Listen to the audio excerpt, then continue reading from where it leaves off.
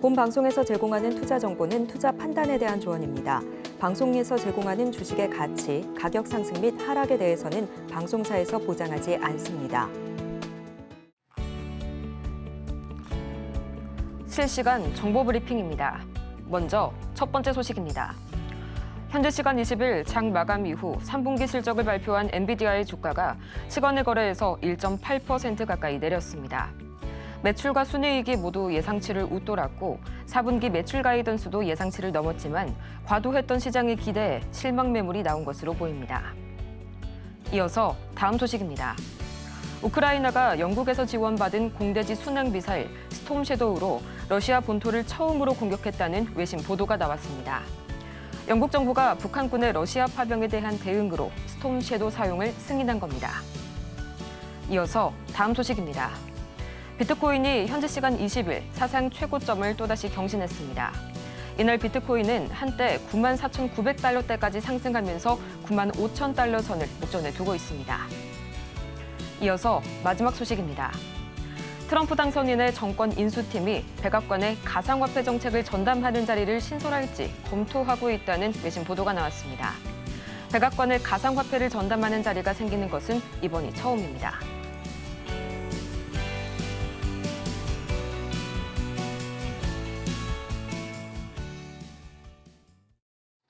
여러분 안녕하세요. 11월 21일 목요일 실전 매매의 정수 진행의 조민재입니다. 엔비디아 실적 기대감과 또 우크라전의 리스크가 뒤섞였던 간밤 뉴욕 증시 보합권에서 또다시 혼조세로 마감이 됐는데요. 그간 장기화된 전쟁으로 내성이 좀 생긴 시장이지만 이번은 좀 심상치가 않은 게요. 키이운의 미국을 포함한 주요국 대사관들의 현재 대피령이 내려졌습니다. 이 대사관이 대피를 하는 게 전쟁의 가장 큰 징후 중에 하나인데 격화 우려가 한층 커졌고요. 이 때문에 지금 우리 시장에서도 관련주들 움직임 보이고 있습니다. 또 무엇보다 가장 중요했던 건 간밤 엔비디아겠죠. 이 3분기에 호실적을 발표했지만 시간외에서 1.8% 급락으로 장을 마쳤습니다. 과연 어떤 이유 때문일지 잠시 후에 자세하게 살펴볼 거고요. 또 밤사이 가상화폐 이슈도 강력한 뉴스가 3가지나 나왔습니다. 먼저 간밤 비트코인이 또다시 사상 최고치를 기록했다는 소식, 95,000달러 선을 바로 눈앞에 두고 있고요. 또 미국의 SEC죠. 증권거래위원회가 이 수장의 암호화폐 전문가 구디 기엔을 고려하고 있다는 소식에 또 트럼프 관련주들 강하게 움직였습니다. 이전 정권에서는 이 SEC가 암호화폐 시장과 좀 대립각을 세우면서 번번이 발목을 잡았는데 이 부분 리스크가 크게 해소가 될지 기대를 모아주고 있고요. 또 우크라 재건주도 역시 강력한 움직임 보여주고 있습니다. 우크라이나가 이번엔 영국에 미사일을 발사했다는데 휴전 위기가 왜 나오지 하시는 분들 계실 것 같은데요. 한국 전쟁에서도 이 휴전 협상이 본격화될 무렵에 전투가 더 치열해졌던 것처럼 이 현재의 공방은 휴전에 앞서서 영토를 조금이라도 더 유리하게 가져가려는 움직임 정도로 해석하시면 되겠습니다. 이렇게 해서 오늘 시장 참 많은 소식들 간단하게 정리해보고 왔는데요. 전체적인 시장 분위기 어떻게 흘러가고 있을지 가장 먼저 코스피부터 보도록 하겠습니다. 지금 이 시각 코스피, 어제는 엔비디아에 대한 경계감 속에서 강보합권에 마감이 됐는데요. 어제 전체 거래 대금이 7조 원 선에 그쳤습니다. 오늘은 0.17%가량 올라서게 되면서 2,486선 여전히 지나가고 있고요. 이어서 현재 코스피 수급 동향 보도록 하겠습니다. 외국인이 10거래일 연속 매도세 이어가고 있습니다. 다시 한번 이 국내 증시로 돌아와줄 움직임이 도저히 좀 보이지가 않네요. 개인과 기관은 오늘도 나란히 매물 담아내고 있습니다. 이어서 코스닥 보도록 하시죠. 지금 이 시각 코스닥. 현재 0.17%가량 내려서게 되면서 678선 지나가고 있습니다. 이로써 현재 7거래일 연속 600대를 벗어나지 못하고 있는 코스닥. 이어서 코스닥 수급 동향입니다. 지금 이 시각 코스닥. 현재 외국인의 거센 매도세가 여전합니다. 개인과 기관은 코스피와 마찬가지로 동반 매수 우위 보여주고 있네요. 이렇게 우리 시장도 지금 엔비디아의 실적을 놓고 이게 참 3분기 매출 그리고 주당 순이익 다 잘 나왔고 4분기 가이던스도 분명히 예상치를 넘어섰는데 좋은 건가 나쁜 건가 참 갈팡질팡하고 있는 것 같습니다. 이런 분위기 속에서 오늘 주목해볼 섹터는 바로 치매 치료제 준비가 되어 있는데요. 치매 치료제 레캔비가 내달 한국에 상륙한다는 소식 어제 전해드렸었죠. 이 레캔비에 대한 한국인의 이상 반응 우려가 크게 낮다는 연구 결과가 또다시 전해졌습니다. 모든 약엔 좀 부작용이 따르기가 마련이죠. 다만 그 부작용이 얼마나 좀 빈번하고 얼마나 심각하게 나타나는지가 중요한 건데 이런 뇌부종과 미세 뇌출혈 등 안전성의 논란이 다소 있었지만 한국인에게선 그런 우려가 적었다는 소식 오늘 다시 한번 기대감 모아주고 있고요. 그럼 오늘도 이 치매 치료제 과연 주인공이 누가 될지 잠시 후에 만나보도록 하겠습니다. 자, 어제 미국 시장 뭐 그냥 혼조세, 그냥 보합이요, 보합. 보합으로 마무리가 됐는데 엔비디아 실적이 오늘 아침에 이제 발표가 됐는데 좋게 나왔습니다. 원래 시장에서는 3분기 이번에 발표한 거야. 3분기 발표했는데 331억 달러 정도를 예상을 했는데 351억 달러가 나와서 초과 달성을 했어요. 거봐요. 제가 올 초부터 계속 얘기했죠. 엔비디아는 1분기보다 2분기가 더 실적이 좋고 2분기보다 3분기가 더 좋고 4분기는 어떠냐? 더 좋다 그랬죠. 자, 일단 예상치가 나왔는데 이게 어떻게 된 거냐면 이제 4분기 이제 예상치는 390억 달러에서 400억 달러 정도를 예상을 했다고 해요. 그러니까 지금 331억 달러 예상했는데 351억 달러가 나왔죠. 그리고 4분기는 390달러에서 400달러를 예상을 하고 있으니까 더 늘어나고 있는 거죠. 어쨌든 간에. 근데 미국에 있는 애널리스트들이 375억 달러를 제시했다고 합니다. 그러니까 400달러, 390억 달러를 예상을 했는데 375억 달러로 제시를 했다 그러니까 줄어들었죠. 그게 악재라는 건데 이 말도 안 되는 소리를 하고 있어요. 그렇죠? 자, 이번에 초과해서 351억 달러 나왔습니다. 그러면은 쟤네들이 제시한 거 375억 달러로 나오게 되면 늘어나요, 줄어들어요? 또 늘어나죠. 그냥 늘어나면 되는 거지. 그렇죠? 늘어나면 되는 거지. 이게 꼭 계속 이게 뭐 어마어마하게 늘어나야 되고 그러면 애초에 작게 잡든가. 이거 다 말장난입니다. 말장난이라서. 그래서 뭐 엔비디아가 지금 뭐 차트가 폭락했느냐? 에이, 그렇지도 않아요. 진짜로 안 좋거나 적자 날 것 같거나 박살날 것 같으면 마이너스 20%, 30% 떨어질 일이지 뭐 1%, 2%도 안 떨어지더라고요. 그러면 얘네들은 그냥 전 세계에 있는 돈들을 다 지금 쓸어 모으고 있는 중이고 블랙엘도 잘 팔리고 있고요. 수요가 공급을 앞섭니다. 압도적으로. 그러니까 판매량은 아주 밤낮으로 찍어대고 있는데 여기저기에서 나오자마자 줄 서서 에버랜드 무슨 뭐 그 줄 있잖아요. 뭐 몇 시간씩 쓰는 거 그런 것처럼 줄 서서 지금 대기하고 있다고 하는 게 뭐 그런 얘기도 또 나왔어요. 그러고 있기 때문에 실적에 대해서는 일단 4분기, 내년 1분기, 2분기까지는 가이던스들이 대충 나와 있는데 계속 증가를 한다라고 합니다.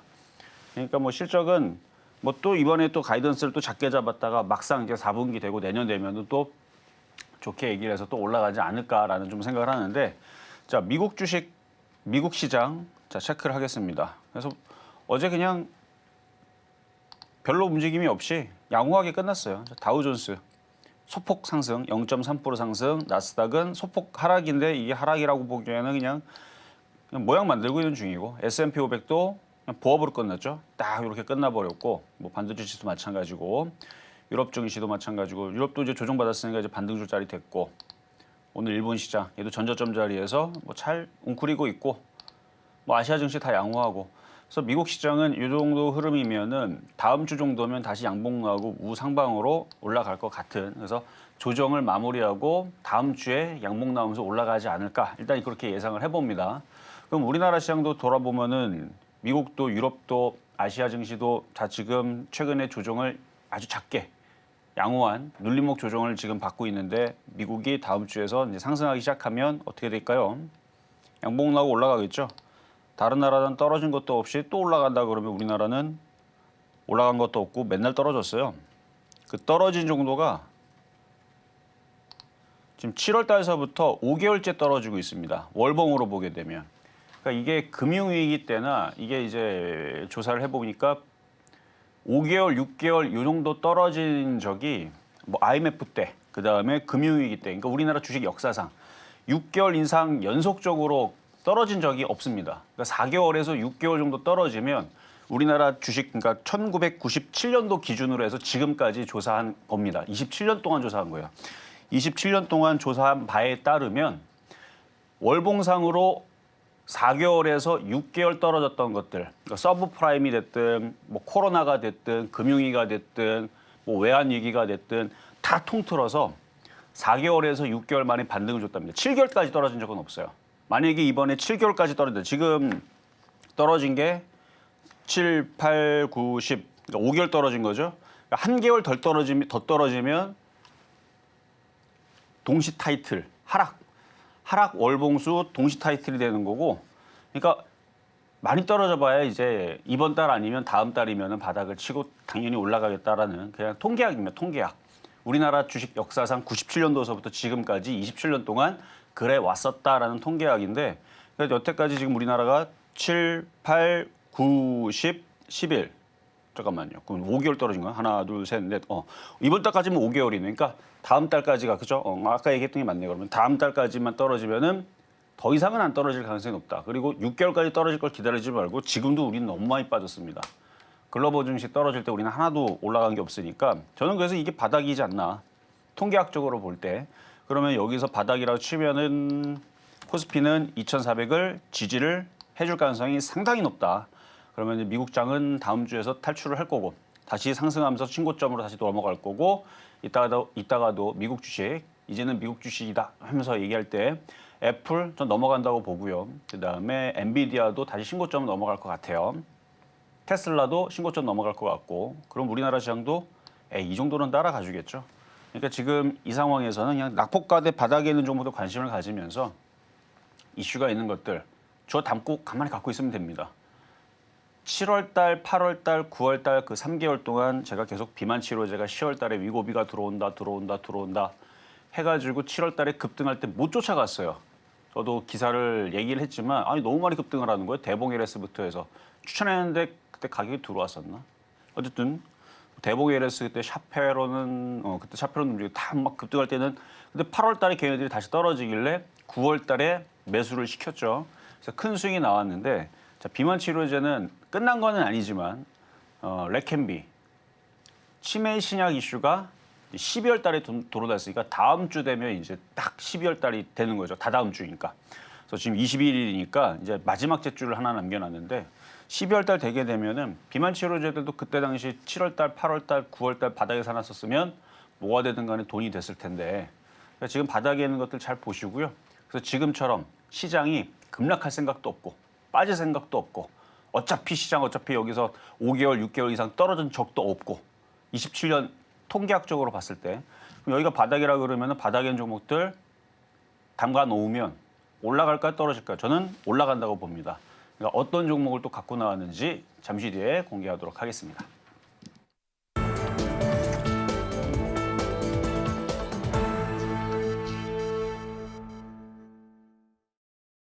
실전 매매의 정수 오늘장 표적 종목 시간입니다. 지금 시각 엔비디아가 간밤 밀린 것에 비해서는 이 코스피와 코스닥 다소 보합권에서 잔잔하게 흐름 보여주고 있는데요. 과연 엔비디아의 어떤 점이 좀 시장에서 실망 매물을 만들어냈는지 잠시 후에 자세하게 살펴볼 거고요. 또 이렇게 종목에 관한 대응이 더 필요하신 여러분께서는 지금 바로 종목 상담 신청해 주시길 바라는데요. 샵 0082번으로 종목명과 매수가, 보유 비중까지 3가지 바로 보내주시길 바라고요. 또 저희가 방송 중에 제공해드린 정보는 투자 판단을 위한 조언일 뿐 해당 종목의 가치와 수익률을 보장하지는 않는다는 점 다시 한번 말씀드립니다. 또 저희 서울경제TV는 자본시장통합법을 준수하고 있는데요. 1:1 투자 상담이나 유사 수신행위 등 모든 불법 사항 엄중히 금지하고 있고요. 또 최근 당사를 사칭하는 사례까지 유의하시기 바랍니다. 그럼 오늘 장의 이 치매 치료제 테마 주인공 지금 바로 만나보시죠. 네, 오늘 장의 표적 종목 어제와 동일하네요. 현대약품 나와줬습니다. 매수가는 잠시 후에 만나보도록 할게요. 이 현대약품 지금 시각 주가 흐름 좀 바로 확인을 해볼까요? 0.69% 오늘은 장 초반 다소 밀려나는 모습 관측이 되고 있습니다. 3,610원 선에 현재 거래 중인 현대약품 전문가님 오늘 장에서의 전략 어떻게 세워볼까요? 자, 어제하고 뭐 비슷한데요. 엄청 바닥이 있어요. 앞에 거래가 실렸고 섹터는 다르지만 셀리드라는 종목도 그거는 거래가 확실하게 더 많이 실렸죠. 근데 셀리드라는 종목도 그 면역 항암제 관련주 쪽인데 최근에 무슨 뉴스가 나오면서 급등을 하고 있습니다. 그러니까 바닥에 있는 것들은 이제 웅크리고 있다가 이슈가 나오게 되면 튀게 되는데 저는 저 치매 치료제가 굉장히 큰 이슈라고 봅니다. 그러니까 저는 레캠비가 저게 뭐 전 세계에 치매에 대한 뭐 엄청난 혁명을 가져다 주고 아니요. 저는 저거는 효과 솔직히 얘기해서 별로라고 생각을 하는데 주가는 갑니다. 그러니까 레캔비가 시작이 돼서 신약들이 계속 나올 거예요. 지금 미국에서 어제 기사에 나온 게 있습니다. 네 글자짜리인데 그것도 이제 250억 달러짜리 뭐 어쩌죠. 그거는 좀 효과가 더 좋은가 봐요. 근데 그것도 이제 우리나라 들어온다는 건 아니고 이제 발표를 하는 게 되는데 그러니까 치매 신약들이 지금 뭐 현대약품뿐만 아니라 각각의 지금 많은 제약사들이 개발을 하고 있어요. 효과가 되게 좋으냐 안 좋으냐 아니면 있는데 공개를 안 하는 거냐 뭐 그것까지는 모르겠다만 치매 이슈는 이거는 우리나라라든지 일본이라든지 이렇게 노인 인구가 앞으로 엄청나게 지금도 많지만 초고령 사회로 가고 있는 이런 나라에서는 국가적으로 저거는 뭘 해야죠, 그렇죠? 그런 것도 그거고 이슈가 안 될 수가 없고 지금 현재로서도 어제도 얘기했지만 10가구 중에 지금 한 가구 정도가 치매 가정이라고 하더라고요. 이거는 뉴스에 나온 내용입니다. 근데 앞으로 향후 뭐 5년, 6년 정도 지나면 그러면은 이제 초고령화 사회가 더욱더 가속화되면서 5가구 중에 한 가구가 정도가 된다 그러는데 그도 그럴 것이 지금 국민연금도 돈을 지금 가장 많이 보유하고 있는 지금 상황이에요. 근데 이게 빠르게 고갈이 됩니다. 그래서 적자로 돌아설 거라는 얘기를 해요. 이것도 다 뉴스에 다 나온 내용인데 여러분들이 관심이 없으면 못 보는 내용인데 찾아보면 왜 그런가 봤더니 병원에 가실 분들의 인구가 거기에 몰려 있다는 얘기죠. 50년대, 60년대생 거기가 가장 많이 몰려 있기 때문에 그래서 그분들이 이제 병원을 다니고 그러면은 이제 국민연금도 확 고갈이 되고 하여튼 그런 상황이 나오는데 어쨌든 치매는 굉장히 중요한 이슈고 사안이기 때문에 앞으로 뭐 내년이 되든 내후년이 되든 5년이 되든 10년이 지나든 뭐 이슈는 계속 나올 거고 치매 신약은 이슈가 계속 될 겁니다. 근데 이게 레캔비가 효과가 있는 이전에서는 일시적으로 개선을 줬다가 일시적은 뭐예요? 개선 줬다가 다시 또 치매가 심해지거나 이러는데 이거는 억제하는 최초의 FDA 승인된 신약이기 때문에 그래서 저는 요게 12월 달에 분명히 비만 치료제처럼 이슈가 될 거라 보고 다행히도 뭐 현대약품이 레캔비 관련주입니다. 이건 아니에요. 그러니까 이게 레캔비가 나오고 나서 또 다른 또 신약 얘기가 또 나올 거고 안 그래도 있어요 또. 뉴스 찾아보면 나옵니다. 치매 신약 치면은 어제 그저께 기사 나왔던 거 미국에서 뭐 무슨 신약 뭐 조만간에 발표할 거다 뭐 나올 거다 이게 있어요.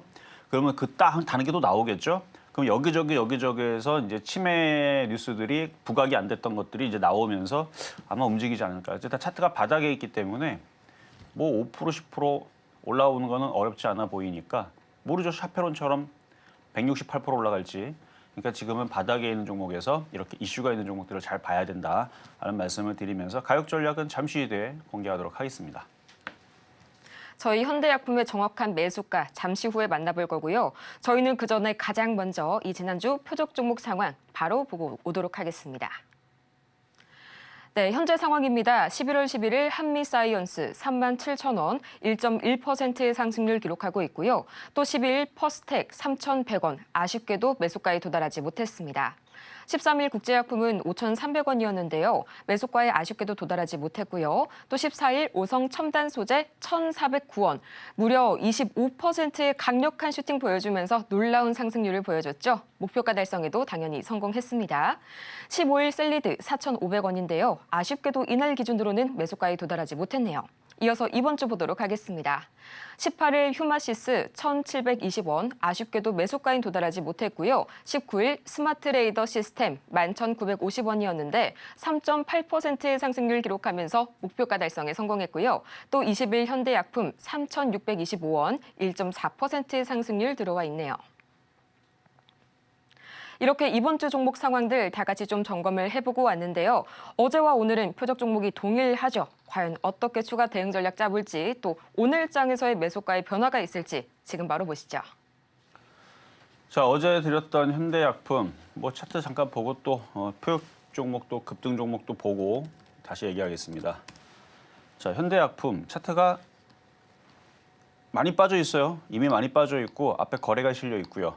지금 거래가 지금 아예 없는 거예요. 지금은 그냥 마른 겁니다. 쭉 빠진 상태에서 마르고 지금 횡보합니다. 여기서는 이제 급락할 가능성은 거의 없다. 그리고 기관들도 사서 갖고 있어요. 기관들은 계속 보유하고 있고. 그러니까 치매라는 이슈가 지금 정부에서 어차피 기사가 나올 건데 안 나오겠어요? 이미 국가가 책임을 지는 국가 책임제란 말이에요. 근데 이걸 혜택을 어디까지 이제 주느냐 이런 부분에 대해서는 더 얘기가 나오지 않을까라는 부분에서 기관들도 그거를 알고 있지 않을까. 어차피 나중에 이게 뭐 큰 이슈가 돼가지고 크게 갈 것 같으니까 들어와서 앉아 있는 게 아닌가 하는 합리적인 좀 의심을 해봅니다. 주가는 굉장히 바닥에 있고요. 굉장히 바닥에 있죠. 기관들은 이미 사서 얘네들은 묻어놨고 이게 이쪽으로 가겠죠? 뭐 일로 떨어지겠어요? 그러니까 치매는 우리나라는 일단은 큰일 나죠. 나중에서는 이 치매로 인해서 이거를 신약 이런 게 이슈가 될 수밖에 없는데 그러니까 노인 인구들이 점점 많아지는 지금 구조가 그렇잖아요. 그러면 차트가 이제 신약이 들어온다 그러면 이걸 돌파하겠죠. 일단 돌파가 되고 이 세력들이 거래를 싫고 움직이면 그러면 셀리드처럼 가는 겁니다. 제가 최근에 여러분들한테 셀리드도 추천했지만 가격을 요만큼 차이로 안 줬어요. 요만큼 차이로 안 주고 도망갔습니다. 여기에서 제가 4,500원 얘기했는데 이게 얼마까지 떨어졌다 하면 4,850원, 350원 차이로 얼마나 올라갔냐면 요때에서 한번 상한가를 갔어요. 그러니까 요거 그냥 차라리 비싸게 그냥 5,000원에 사도 된다라고 얘기했는데 그냥 5,000원에 추천했었으면 여러분들 수익이 지금 54%가 났을 겁니다. 대박이죠, 그렇죠? 그냥 그때 5,000원을 줄까? 여기 이날 추천한 거거든요. 5,000원 줄까? 4,500원 줄까? 하다가 그냥 시장이 좀 별로라서 4,500원으로 내려오면 그때 사세요라고 했는데 350원 채로 안 들어왔는데 그냥 5,000원에 샀으면 5,000원 기준으로 54%. 만약에 그냥 5,000원이 아니고 여기 4,800원에 최저점 매수해서 됐으면 58%. 대박인 거거든요, 대박. 그럼 이 셀리드는 어디로 가느냐? 이 거래 실력 있는 거 봐서는 이거 10,000원 넘어가고요. 10,000원이 뭐예요? 저는 이거 50,000원도 봅니다. 왜 그렇게 보느냐? 거래량이 장난이 아니고 제약주들이 지금 세력들이 매집을 했습니다. 2017년도에 매집이 돼서 그때 당시도 셀트리온이 엄청나게 많이 움직였었고요. 그다음에 한미약품, 그때 당시 신라젠, 뭐 하여튼 뭐 제약주들 그때 당시도 치매 관련주가 많이 갔어요. 신신제약, 고려제약, 뭐 명문제약, 그다음에 뭐 현대약품, 그 외에서도 치매 관련주가 여러 개 있습니다. 걔네들이 그때 당시 폭등을 했고 치매 관련주랑 그다음에 면역 항암제, 그 면역 항암제보다는 표적암 관련주들이 2017년도에 죄다 움직였고 그다음에 줄기세포. 그때 당시 제가 여기 말고 타 방송에 있었었는데 그때 당시 차바이오텍하고 파미스를 촬영하고 엄청 많이 올라갔어요. 그때가 2017년도입니다. 어마어마하게 많이 올라갔었던 그 수익률. 근데 이게 이제 제약주들이 언제 또 움직였어요? 한 4년 정도 거의 그러니까 근데 그때 움직인 건 2년 뒤에 움직였어요. 생각보다 좀 빨리. 그래서 2019년도에 잠깐 움직이고 그러고 보니까 코로나 때 거의 그쵸? 그때에서 이제 코로나 때 많이 움직이고 그래서 코로나가 2020년도에 벌어졌으니까 2024년도죠. 그래서 빨리 움직이면 2년 사이클이고 늦게 움직여도 4년 사이클. 이게 여태까지 계속 제약주는 그랬습니다. 근데 지금 제약주가 매집이 돼 있고 생물보안법 여전히 있고 트럼프 수혜주예요. 제약주들도 공화당 수혜주이고 그리고 기사들 보면 계속 제약주에 대해서 트럼프 정부에서 이건 제가 한 얘기 아니니까 기사 보면 나와 있습니다. 그래서 K 제약주, 트럼프 수혜주 계속 기사들이 나오는데 많이 갈 거예요. 그래서 저는 이거 셀리드도 5만 원을 봅니다. 그러니까 우리 2020년도에 제약 바이오들 얼마나 많이 올라간지 기억나시죠? 뭐 얘도 마찬가지 셀리드 여기서 이렇게 갔죠. 그러니까 이런 흐름이 또 나와요. 그래서 지금 의료의 AI, 뭐 인공지능 뭐 그러는데 그래서 바닥에는 제약주는 다 주워 담아야 되는데 거기다 치매 신약도 FDA 임상도 신약 그러면은 안 가겠습니까? 그러니까 지금 바닥에 있을 때 만만하니까 얘기를 하는 거니까. 그래서 이거는 잘 갖고 있으면 된다. 아직 뭐 3%도 안 올라갔고 올라간 것도 없고 완전 바닥이고 셀리드는 저렇게 움직이듯이 이렇게 앞에 거래량이 어마어마하게 실렸다는 얘기는 이거 일로 복귀가 될 거. 지수도 2,400 깨질 생각 없고 다음 주에 미국 시장 복귀합니다. 엔비디아 넘어가고 종목들 반등 주고 또 다시 올라갈 거니까 그러면 이 바닥에 있는 것들은 얘는 그냥 주식 치매 관련주 아니어도 올라가죠. 이렇게 많이 빠져 있는 애들은 그냥 자동으로 4,000원까지는 올라간단 말이에요. 근데 지금 이슈가 있으니까 자 급등명중 종목으로 가겠습니다. 급등명중을 갖다가 빨리 저걸 봅시다. 자 급등명중 종목 들었던 종목들이 지금 다수익입니다. 가격이 안 들어오면 58% 폭등하는 셀리드처럼 휴마시스처럼 가격이 안 들어오면 20% 날아가는 휴마시스처럼 오히려 바닥을 들었던 종목들이 가격을 안 주고 나서 도망가서 20%, 58% 올라가는 경우가 있지 급락하거나 깨지는 경우가 없어요.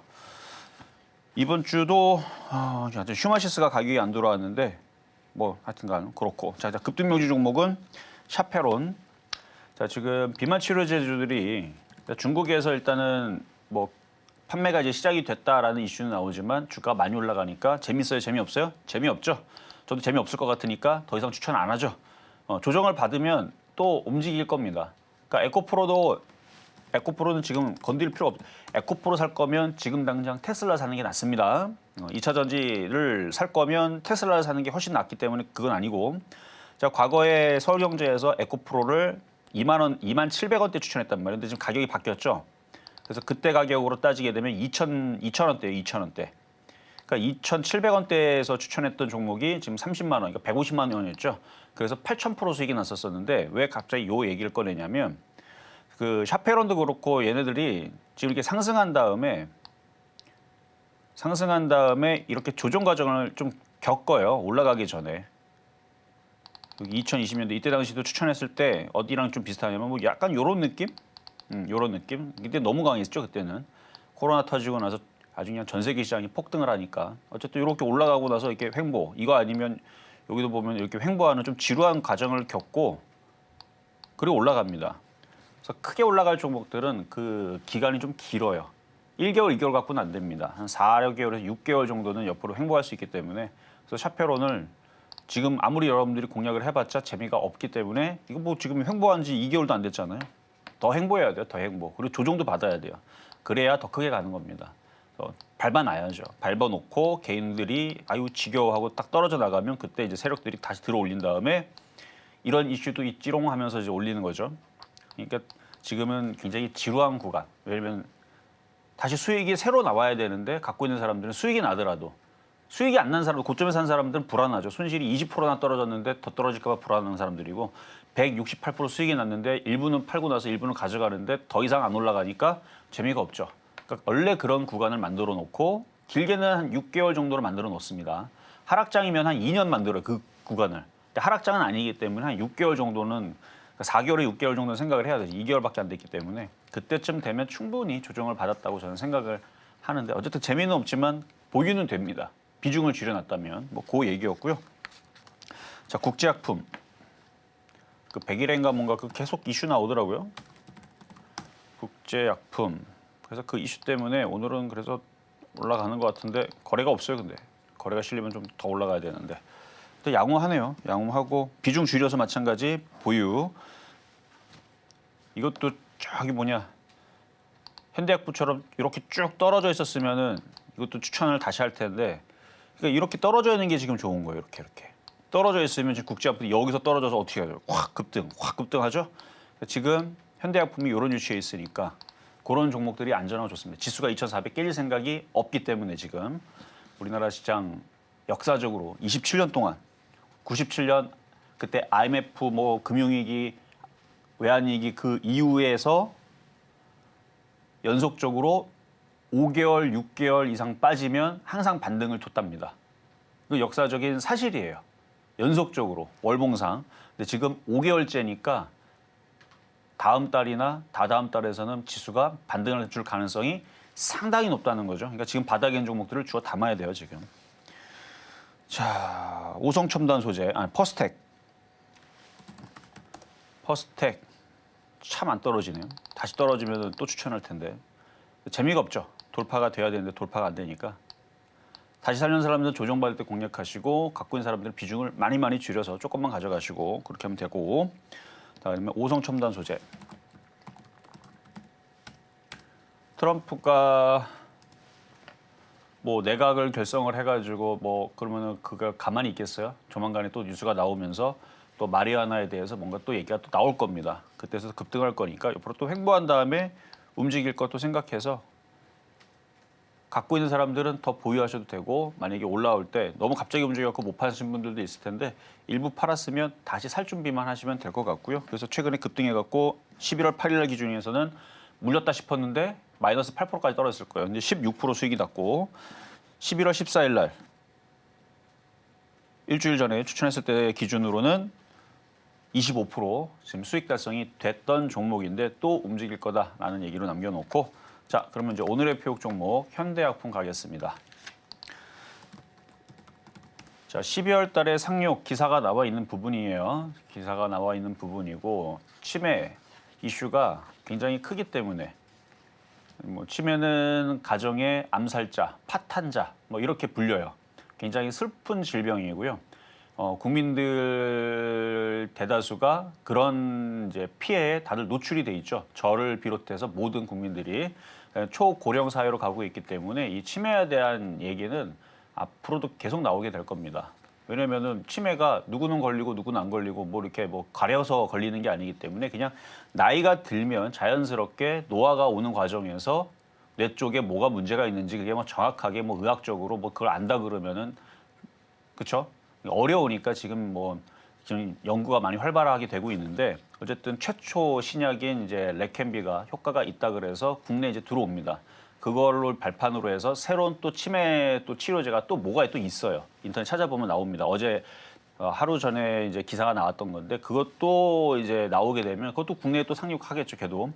이것도 상륙하고 저것도 상륙하면 우리나라에 있는 이제 치매 관련 섹터에 있는 뭐 현대약품뿐만 아니라 얘네들도 우리도 그런 거 하고 있지롱 그러면 어떻게 되는 거예요? 상한가 이렇게 가게 될 겁니다. 비만 치료제가 그랬잖아요. 비만 치료제가 걔네들이 뭐 위고비랑 뭐 같이 뭐 손잡고 뭐 하는 겁니까? 그것도 아닌데 그냥 막 급등하고 그러잖아요. 그러니까 이슈만 엮여 있으면 돼요. 그리고 미래에 그런 걸 우리는 개발하고 있다. 뭐 임상을 준비하고 있다. 그러면 급등하는 겁니다. 막상 약이 나오고 나면 떨어져요. 기대감에 움직이는 거기 때문에 주가가 바닥에 있죠. 그래서 매수 가격은 어제와 동일합니다. 어제 3,625원에 드렸죠. 고가격 들어오면 사시면 돼요. 뭐 굳이 쫓아갈 필요 없이.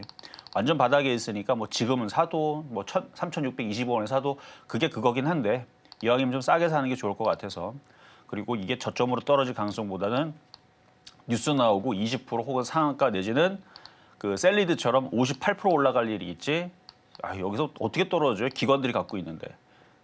그렇죠? 그러니까 바닥에 있으니까 이런 거를 안전하게 주워 담고 지수를 믿으세요. 지수가 5개월, 6개월 이상 우리나라 주식 역사상 떨어진 적이 없답니다. 그런데 지금 5개월째 지금 우리나라가 연속 하락이에요. 글로벌 시장은 지금 미국 시장은 다음 주 또 다시 신고점을 넘어가게 생겼는데 그럼 바닥에 있는 거 주워 담아야 된다라는 관점에서 오늘 현대약품 이슈 있는 종목 주워 담자 말씀드리도록 하겠습니다. 이렇게 현대약품 저희 잠시 후에 더 자세하게 만나볼 거고요. 저희는 이어서 이 급등 명중 종목 베스트 5 바로 만나보고 오도록 하겠습니다.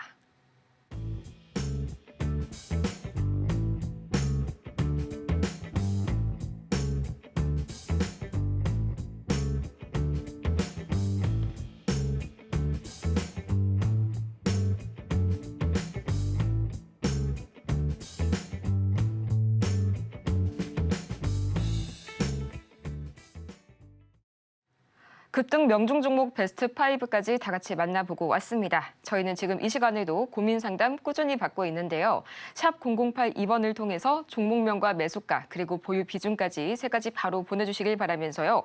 오늘의 종목 상담 첫 번째부터 바로 시작해 보도록 하겠습니다. 자, 첫 번째 TNL 들어와 있는데요. 69,700원 그리고 5% 비중 주셨네요. 지금 이 시각 TNL 약 4.08%가량 강하게 밀려나고 있습니다. 이 같은 테마 내의 다른 종목들 대비해서도 강한 낙폭 보여주고 있는데요. 61,200원 선에 거래 중이네요. 전문가님, 다시 한번 좀 매수가까지 회복할 수 있는 기회 언제쯤 올까요? 자, 일단 수급은 괜찮은데 많이 올라가서 지금 재미가 없는 건데 자, 차트 한번 볼게요. 69,700원. 자, 차트 보니까 요 흐름으로 가죠. 요 흐름으로. 그래서 이게 지금 요 자리가 깨지면 이 전저점으로 내려와요. 일단 깨지면 안 좋아요. 깨지면 이제 손절 들어가야 됩니다. 손절 들어가기에는 매수 가격이 너무 애매해요. 순실이 뭐 3%면은 바로 그냥 손절해버리면 되는데 15%가 되기 때문에 다행히도 비중이 많지 않으니까 전략을 그러면 거꾸로 잡아서 추가 매수를 노리면 됩니다. 5만 원으로 내려오면 5만 원이면 지금 자리에서 다시 또 15% 내려오면 추가 매수를 하세요. 그렇게 해서 지지 라인들을 그러니까 발판들을 보고 추가 매수를 공략을 해가지고 수급은 좋으니까 그러니까 이게 떨어지는 게 나빠서 떨어진 게 아니고 많이 올렸다가 떨어뜨렸다 올렸다 떨어뜨려 올렸다 떨어뜨렸다 계속 그러잖아요. 그러니까 그 흐름에 맞춰서 한 번 더 떨어지면 추가 매수를 하고 단가를 낮춰서 올라오면 다시 팔고 그렇게 하시면 됩니다. 그래서 차트가 그렇게 생겼기 때문에 이런 얘기를 해드리는 거고 뭐 비슷하게 알테오젠 같은 경우는 이거는 좀 다르지만 걔네들도 많이 올라가고 지금 떨어지는 거거든요. 뭐 특별한 악재가 있는 게 아니에요. 무식하게 많이 올라와서 그래요. 1년도 안 돼가지고 10배가 넘게 올라갔으니까.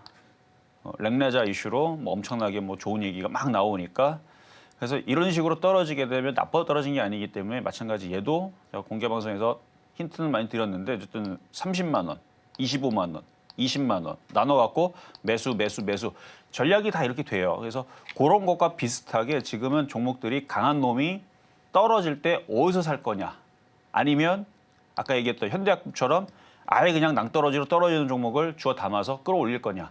그러니까 두 가지 방법이 있어요. 강한 놈, 알테오젠처럼 무식하게 많이 올라간 종목들이 무식하게 떨어지면 한 번, 두 번, 세 번 나눠서 들어가서 매매를 할 거냐 아니면 떨어질 자리도 없는 애들을 가지고 승부를 볼 거냐.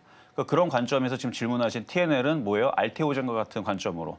얘도 많이 올라왔죠. 무식하게 많이 올라간 종목이니까 무식하게 떨어지길 기다렸다가 걸려들면 매수를 해서 단가를 낮춘 다음에 반등 주면 팔고.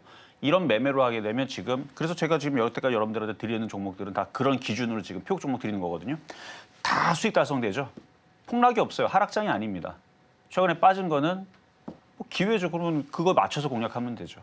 시장이 그렇다 그러면 바닥에 있는 종목들 주워 담거나 알테오전처럼 1차, 2차, 3차 가격 들어오면 나눠 들어가면 돼요. 그렇게 하면 지금 시장은 두렵지 않은 정말 재미있는 장인데 그걸 모르고 그냥 종목들이 안 움직인다고 답답해하면 그냥 답답해 보일 뿐이죠. 이거는 기회입니다. 그래서 TNL도 지금 사서 떨어지니까 굉장히 두려울 텐데 저는 기회라고 봐요. 더 떨어지길 기다리세요. 5만 원까지 떨어지게 되면 추가 매수를 말씀드리도록 하겠습니다. 다음으로 만나볼 종목, 이 한메이 사이언스 들어와 줬네요. 39,790원, 또 10%의 비중 주셨고요. 현재 경영권 분쟁 한 중심에 서 있는 한미 사이언스 0.3%가량 내려서게 되면서 33,100원 선에 거래 중입니다. 또 제가 어제 또 한미 사이언스 관련 중요한 기사가 하나 나왔었죠. 임종은 한미 사이언스 대표가 이 상속세 미납 위기에 처하게 되면서 어제 시가보다 무려 8%나 낮은 가격 29,900원에 105만 주를 블록딜을 해버렸는데요. 이 문제는 이 주식을 매입한 기관이 단기 차익을 실현하고자 하는 글로벌 헤지펀드로 좀 보인다는 점입니다. 전문가님, 이 헤지펀드가 장내에서 물량을 나중에 풀면 좀 주가에 크게 발목을 잡을 수 있지 않을까요? 일단 뭐 기사가 나와보고 움직여야 되는데 차트를 한번 볼게요. 차트를 보면은 그닥 그렇게 크게 이것이 급락하거나 떨어질 것 같지는 않거든요. 어쨌든 경영권 분쟁이라는 거는 지분을 누가 많이 가져가느냐 이 싸움이잖아요. 그래야 회사를 자기 걸로 만들 수 있으니까. 그러면 주식을 사야 돼요. 주식을 사야 되는데 이미 빠질 만큼 빠졌고 그래서 이번 이제 곧 임시 주주총회가 있을 거라고 하고요. 기사를 보니까 한미사이언스하고 한미약품하고 같은 날 같은 장소였던 것 같은데 주주총회 있을 거라고 본 또 주주총회가 또 있을 거라 그래요. 그래서 그때쯤 됐을 때 뭔가 뉴스가 나오면서 여기서 저는 이거 반등 준다고 봅니다. 다시 또 반등 줄 거니까 그냥 가지고 있다가 임시 주주총회 좀 결과 나오고 나서 크게 뭐 그렇게 급락하거나 혹은 폭등하면은 뭐 쫓아갔었어야 되는 하는 아쉬움은 있겠지만 급락하는 흐름이 없고 그냥 평이하게 그냥 잘 있으면 그때쯤에서 추가 매수를 좀 노리시는 것도 괜찮을 것 같고요. 나쁘지 않아요. 이 정도 위치에서는 뭐 얘가 뭐 어디로 떨어져 잡주 아니잖아요. 한미사이언스 잡주 아닙니다. 올라간 것도 없어요. 저 중장기적으로 좋게 보는 종목이고. 그리고 만약에 그 결과가 어떻게 되든 간에 경영권 문제는 결과가 나오겠죠. 1년이 되든 10년이 되든 100년이 되든 결과가 나오면 주가가 떨어지겠어요? 뭐 올라간 것도 아닌데 여기서 올라가겠죠. 그러니까 그거를 믿고 한미사이언스 안 망하는 회사니까 가지고 있다가 올라가기를 기다리시고 추가 매수는 임시주주총회 끝나고 나서 해보시는 게 어떨까라는 말씀드리면서 지금 보유하셔도 되겠습니다.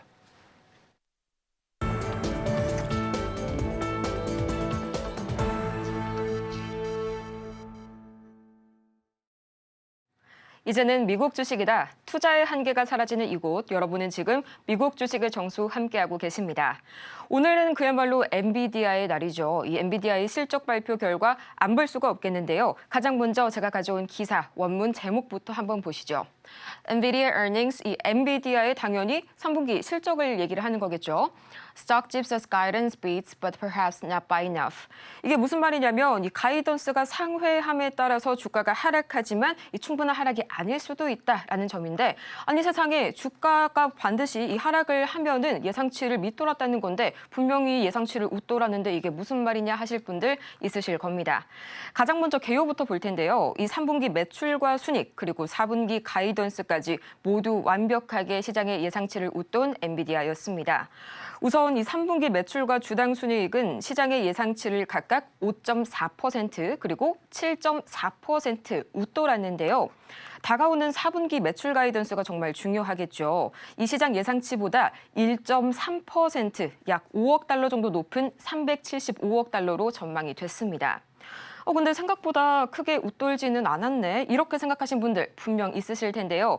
이 엔비디아의 매출 가이던스는 실제로 이 5분기 연속 예상치를 10억 달러 이상 상회를 했던 걸로 보면 사실상의 이 상승폭이 이번에는 다소 줄어들었다고 볼 수는 있겠습니다. 바로 여기서 실망감이 나온 건데요. 이 4분기 매출 가이던스의 예상치 상회폭이 기대보다는 크지 않았다는 점, 이 부분이 가장 컸고요. 또 제가 몇 가지를 더 가져와 봤습니다. 가장 먼저 이 전년 동기 대비 분기별 매출 증가율이 94%로 둔화세의 흐름을 이어갔는데요. 좀 쉽게 설명을 하자면 매출 성장률이 1분기 200%대에서 2분기는 100%대로 줄더니 이번에 3분기에는 90%대를 기록하면서 갈수록 좀 매출 성장률이 낮아지고 있습니다. 또 여기에 매출 총이익률이 전분기 대비 0.5%포인트 감소했다는 점, 또 영업비용이 전년 대비 44% 증가했다는 점, 이렇게만 봤을 때는 뭐 둔화, 감소, 참 부정적인 단어들의 질에 겁부터 나시는 분들이 많을 텐데요. 전체적으로 놓고 봤을 땐 어쨌든 실적은 역대 최대를 기록했습니다. 전문가님, 이 부분 좀 오해 없이 오늘 좀 바로 잡아주시죠. 자, 엔비디아는 실적은 계속 좋습니다. 뭐 시장에서 얘기하는 건 그러니까 미국에도 애널리스트가 있잖아요. 미국에 있는 애널리스트가 아까도 제가 얘기했지만 실적을 그냥 밑으로 내리친 거죠. 원래 예상치가 390억 달러에서 400억 달러 정도를 예상을 했다고 하는데 그걸 375억 달러로 제시를 했다는 얘기 때문에 떨어진 건데 뭐 그러니 말거니 엔비디아는 잘 팔립니다. 잘 팔리고 자 차트로 한번 가볼게요. 만약 그게 진짜로 안 좋은 얘기다 그러면은 시간 외에서 물론 이거는 장 끝났으니까 시간 외에서 1% 2% 하락이 아니고요. 이렇게 떨어져야죠. 안 좋으면은 많이 올라왔죠. 알테오젠처럼 이런 일이 벌어져야 됩니다. 그리고 반등 주면 안 돼요. 또 떨어지고 또 떨어지고 또 떨어져요. 그래서 중장기적으로 하락을 만들어 갖고 주봉상으로 월봉상으로 여길 깨야죠. 지금 145달러인데 뭐 100달러 내려가도 뭐 그동 올라간 게 있으니까 억울할 건 없을 것 같고. 우하향에서 50달러로 내려가야 되는데 이 차트만 보면 여기서 올라간 폭에 한 3분의 2까지는 빠져도 되거든요. 50달러까지. 근데 그런 일이 있겠냐고요. 잘 팔린다니까요. 지금 미국은 수요가 공급을 앞서기 때문에 그러니까 사는 사람은 엄청나게 많고 공급은 무지하게 하는데도 불구하고 공급은 부족하고 없어서 못 팔 정도로 잘 팔린답니다. 그리고 4분기는 가이던스가 줄었다는 얘기지 실적이 3분기보다 더 높아요. 3분기 이번에 이것도 원래 331억 달러 예상했던 건데 351억 달러 나와서 지금 초과했다 그러는데 이거보다 지금 높아요. 지금. 가이던스 얘네들 얘기한 거에 비해도 높습니다. 그리고 이거 어떻게 나올지 이것도 모르는 거고.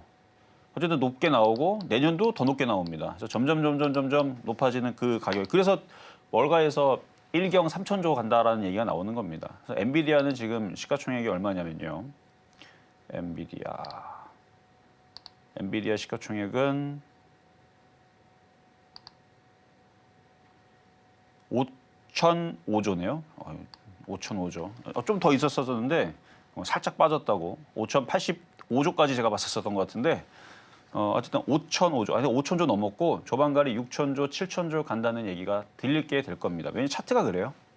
그래서 차트를 좀 더 다시 보면 월봉이고요. 월봉상으로도 여전히 강하고 주봉상으로도 여전히 강하고 자 일봉으로 봐야죠. 일봉은 넘어가게 생겼어요. 그러니까 그런 이상한 악재는 아닌데 악재처럼 들리잖아요. 그래서 이상한 얘기로 이래갖고 뭐 시간에서 하락했다, 뭐 악재다. 그러니까 잘 모르는 사람이 잘못 들으면 엔비디아가 이제 거품 끝났나 이제 실적이 이제 하락하나 적자가 나나 오해할 수 있거든요. 일부러 그렇게 만드는 거죠. 오해가 만들어서 물량을 털어내는 겁니다. 근데 우리나라 사람들이 1위가 제일 많이 갖고 있는 게 테슬라라고 그랬죠. 그리고 2위가 엔비디아입니다. 엔비디아 털리지 마세요. 더 갖고 가셔야 되고요. 신고점 넘어갈 겁니다. 지금 5,000조잖아요. 7월 달에 기사 나왔던 게 처음에 8,000조 간다 그랬어요. 그리고 나서 일주일 뒤에 나왔던 얘기가 1경 3천조가 나왔다 그랬을 때 제가 1경 3천조 갈 수 있다. 차트를 봤을 때서 갈 수 있습니다. 1경 3천조.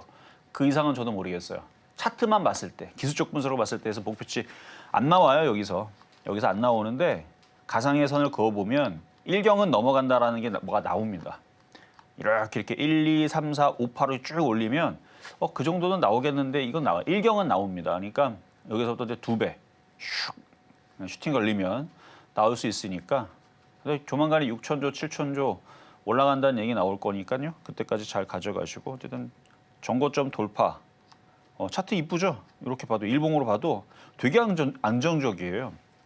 막 너무 막 급박하게 올라가갖고 곧 조정을 받은 다음에 다시 또 올라가고 뭐 이렇게 조정이 대기되는 게 아니고 스무스하게 눌러놨기 때문에 조만간에 넘어가면 그럼 이거 넘어가면 그럼 뭘 해야 될까요, 여러분들? 우리나라 반도체 IT 움직이겠죠. 하지만 이게 넘어가면 미국 주식에 또 IT 섹터를 해야 되는 겁니다. 왜냐면 얘가 넘어가면 우리나라 주식들은 말을 잘 안 들어먹지만 미국 주식들은 말 잘 들어먹겠죠. 그 반도체 회사들이 이거 하나만 있는 게 아니잖아. 여러 가지가 있잖아요. 그러니까 그런 쪽들을 보시면 되고 자 2등 종목 애플도 볼게요. 애플. 자 애플도 차트가 어때요? 되게 이쁘죠. 그러니까 나스닥도 강하고 미국에 있는 기술주들도 다 강하고 차트도 이쁘고 이것도 넘어가겠죠. 이렇게 해서 그러니까 엔비디아가 넘어가야 얘도 따라 넘어갈 겁니다. 얘가 시가총액이 지금 2위고요. 자 3위 마이크로소프트.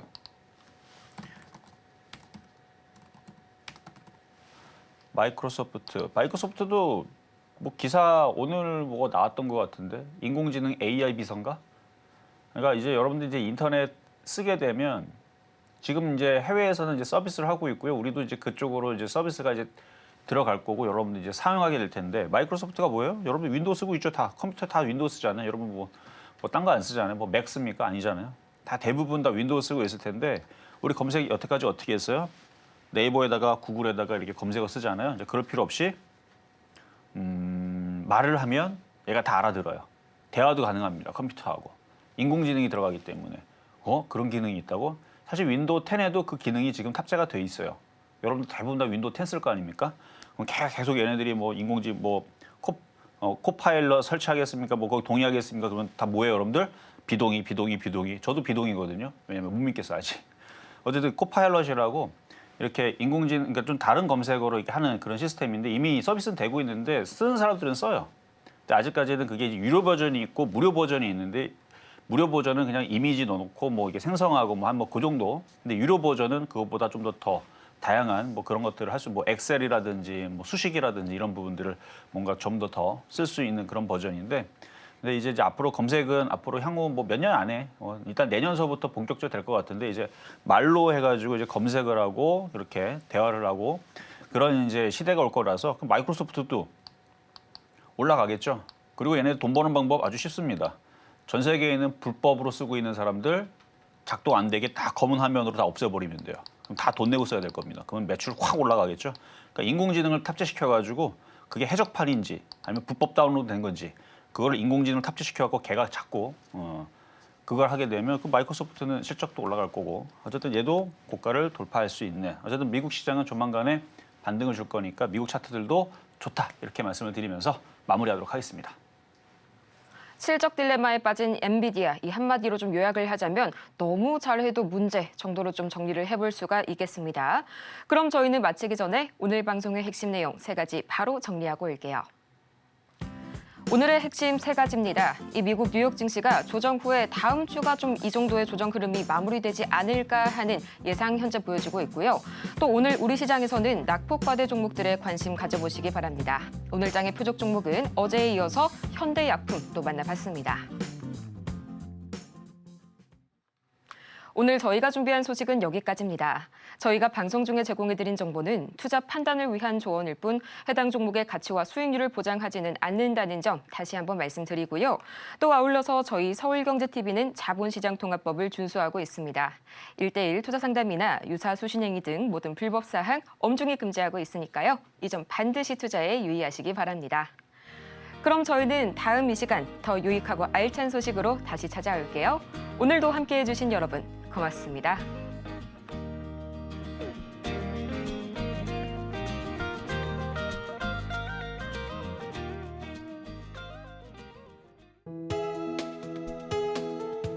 본 방송에서 제공하는 투자 정보는 투자 판단에 대한 조언입니다.